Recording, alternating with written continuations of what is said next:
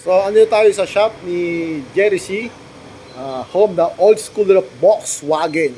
Yan, papakita ko sa inyo yung mga nire-restore niya na magagandang Volkswagen. Ito yung Volkswagen Sakbayan. Yung dating service ng PLDT, yan, bagong-bago pa. Talagang restore na restore. Kita nyo naman. Ang ganda. Natin. Ikutin natin. Buksan natin yung makina. Wow! Ang linis. Kita niyo yan, oh. Parang modelong-modelo. Ang galing talaga na ito. The Master Jerry C. Ang ganda.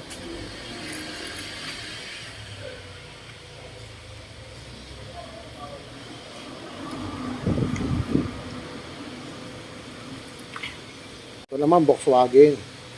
Makita niyo yung loob. Ang ganda, oh. Pati yung steering niya, sinauna rin.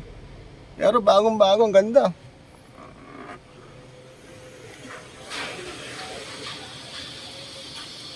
Ang kinis. Ang kinis na ito. Grabe. Dream car ko rin ito, eh. Ayan, oh. Kita mo ba? Walang kakalakalawang, oh. Ang ganda. Grabe. Iba talaga ito si Master Jerry C. Home the school. Old schooler. Yun, oh. Sakbayan. Ito yung dating sasakyan ng PLDT. Pero kita nyo, ang ganda. Ayun, yung tinatawag na Beetle. Pero top down. Binubuo, Carman Gia naman to, Volkswagen din. Binubuo pa to ni Master Jerry C. Kita mo, tapos makikita mo yung mga sinaunang bike din dito. Ayun, taas niya. Mga sinaunang bike. Grabe. Ganda. Oh, ha? Ibang klase talaga to yung shop ni Master Jerry C. At sa motor na to, Honda Squash. Ang lupit. Ang ganda. Honda Squash. Honda Dio Squash.